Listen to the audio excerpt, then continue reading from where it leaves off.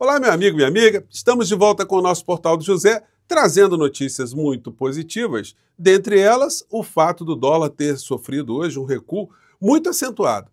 Resta saber se esse recuo continuará para níveis racionais ou se simplesmente essa mercadocracia ou a Faria Limocracia voltarão a tentar fazer um sequestro em relação à economia para emparedar o governo, para imporem ao povo brasileiro uma série de sacrifícios que essas criaturas invisíveis jamais topariam fazer nas suas vidas pessoais, nas suas particularidades.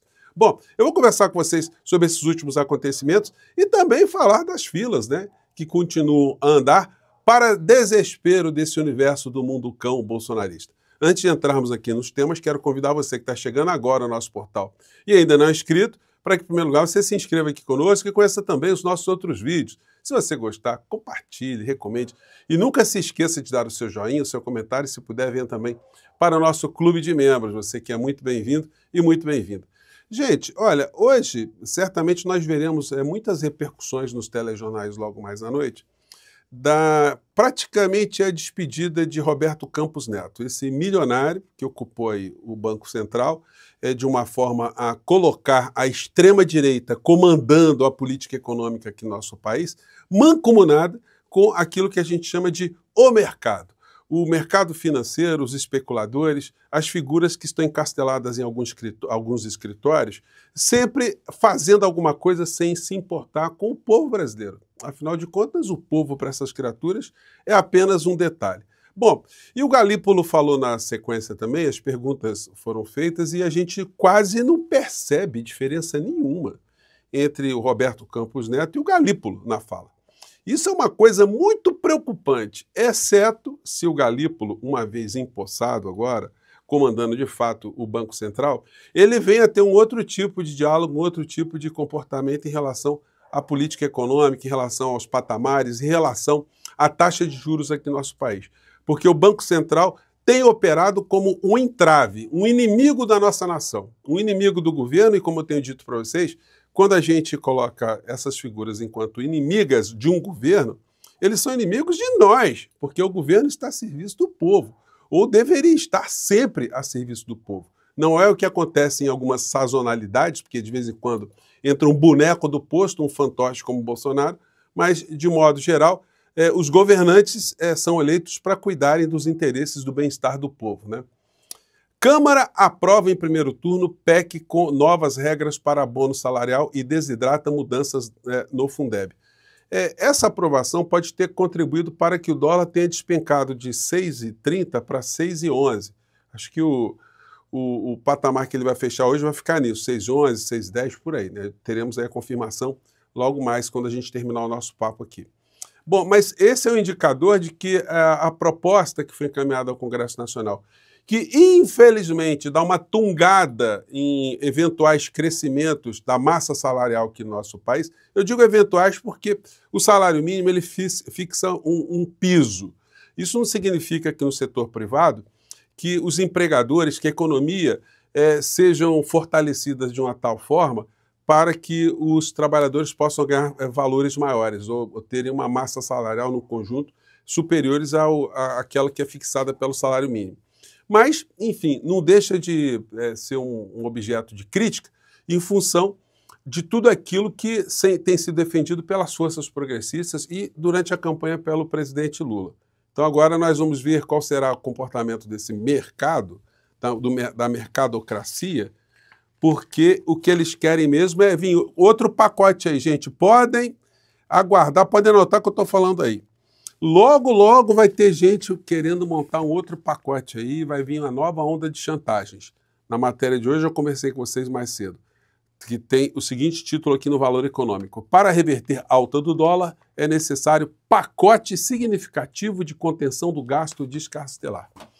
Conversei com vocês sobre o comportamento desses seres invisíveis, que eles estão, de um certo modo, fazendo tantas provocações à nossa realidade que não será surpresa se o presidente Lula, quando começar a fazer as suas lives, para começar a dialogar com a sociedade, que é uma reivindicação nossa aqui, que ele parece ter compreendido e parece que colocará em prática, nós poderemos perguntar quem são esses agentes do mercado, quem são as figuras detentoras dos CPFs, porque eles querem impor a seres humanos de carne e osso algumas situações.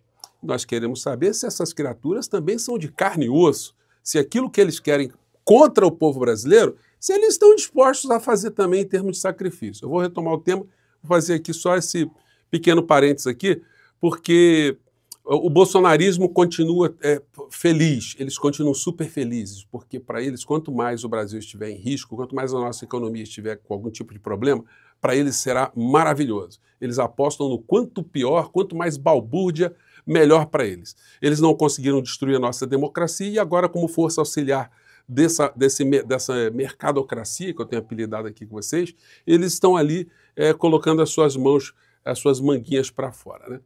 E hoje no DCM tem uma matéria aqui que repercute outras matérias também. A esperança de Bolsonaro para reverter sua inelegibilidade em 2026. A gente fica impressionado como é que alguns veículos estão verbalizando, dando enfoque a esse tipo de situação, sem levar em consideração que o Bolsonaro estará preso em 2026. Não tem escapatória, gente. Ele pode até, num milagre, num meteoro que caísse lá no Tribunal Superior Eleitoral, conseguir reverter alguma coisa. Só que o Tribunal Superior Eleitoral já não tem mais competência para reverter a elegibilidade ou inelegibilidade do inelegível. Quem trataria dessa questão é o Supremo Tribunal Federal. Isso no Tribunal Superior Eleitoral já é coisa julgada, isso já está pacificado. Ele não recupera sua elegibilidade ali. E no Supremo Tribunal Federal, aí que não vai vir mesmo. No entanto, fica um monte de gente, né, ainda especulando sobre essa possibilidade, sem levar em consideração isso aqui, que o senhor Paulo Gonet não vai tirar nem férias. Ele vai ter que trabalhar agora, segundo nós estamos vendo, né, em cima desses processos todos, desses inquéritos, que ele vai ter que dar uma satisfação para a sociedade sem prejuízo dos outros do período da pandemia, que nós não podemos deixá-lo esquecer jamais, né? Bom, matéria aqui diz que Gonet vai trabalhar nas férias e cresce a expectativa de denúncia rápida no inquérito do golpe. E tem mais, tá, gente? Esse negócio de não ter férias parece que está motivando outros ministros também, né? O ministro Flávio Dino também acabou de declarar que não vai tirar férias também, não vai fazer jus dessas férias. Então nós teremos o Paulo Gonet, a equipe de Paulo Gonet trabalhando, são 8 procuradores da República, com todos os auxiliares cuidando dessas histórias aí, agentes da Polícia Federal, ministros da Suprema Corte e algumas criaturas que estão no xilindró, como o general Braga Neto, ali chamando, né, para vir também o Bolsonaro, que é a figura que logo, logo estará no xilindró junto com ele. A nota fica por conta dele ter contratado, né, um advogado que foi advogado de José Dirceu, que é uma pessoa que entende que uma delação premiada é uma forma de defesa. Quem sabe aí a gente não se depara com mais uma delaçãozinha do general solitário agora, abandonado pelo Bolsonaro, né? Bom, falei com vocês mais cedo dessa fala aqui do ex-ministro Maílson da Nóbrega, né? Se você não viu, vou colocar aqui esse trechinho aqui para a gente fazer um comentário rápido. Vamos lá.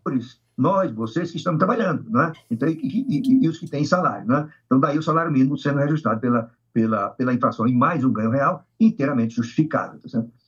Segundo lugar, Então é o seguinte, retomando aqui, ele está dizendo que só tem 3 medidas que poderiam fazer com que o dólar recuasse, que o mercado, a mercadocracia, a Faria Limocracia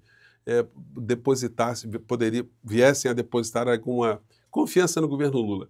Primeira coisa é pegar o aposentado e escalpelar o aposentado. Para o Maílson da Nóbrega. Aliás, senhor Maílson, o senhor abriria mão também de alguma parcela dos seus vencimentos de aposentadoria? O senhor deve receber, né, alguma aposentadoria. Duvido que o senhor, já com seus cabelinhos brancos, o senhor não esteja recebendo também uns caraminguás, né? Mas o senhor, como deve estar com uma boa condição, o senhor abriria mão de alguma aposentadoria? Segunda proposta de reforma constitucional, eliminando a vinculação de impostos a gastos com saúde. Por falar em gasto de saúde, o senhor toparia rasgar o seu plano de saúde, sua carteirinha? O senhor jogaria no lixo para ficar 1 ano sem pagar plano de saúde? O senhor ficaria sujeito aos serviços do SUS? Se o senhor fizer isso, aí eu vou dizer que há uma coerência, né? Porque a saúde dos outros, o senhor acha que faz sentido atacar, né? Em terceiro lugar, uma coisa semelhante para a educação. Qual é a probabilidade disso acontecer? A meu ver, zero. Ou seja, ele quer que corte também recurso da educação. Eu quero saber se os seus filhos, o seu neto, o senhor tiraria todo mundo de escola particular, de cursos, o senhor diminuiria o acesso à educação de toda a sua dinastia, também para fazer um sacrifício para a nação, né? Mas para os filhos dos outros, o senhor acha que isso é decente? Então, gente, a gente tem que desmascarar essas figuras o tempo todo. E fica até uma questão aí para levantar, quando o presidente Lula começar a ter mais contatos com a sociedade através de lives, através de encontros, que ele seja desafiado, inclusive, a tocar o dedo nessa ferida, a mostrar que essa gente canalha e bandida que comanda o mercado aqui no nosso país, que essa gente quer fazer com que os preços nos supermercados aumentem, que a vida do povo brasileiro fique mais difícil. Eles querem mais sacrifícios, mais situações ruins para o povo brasileiro. Então, isso tem que ser deslocado para os causadores principais, porque senão o governo fica apenas como um refém no meio dessa história. É como se o governo pudesse controlar todas essas situações ao mesmo tempo.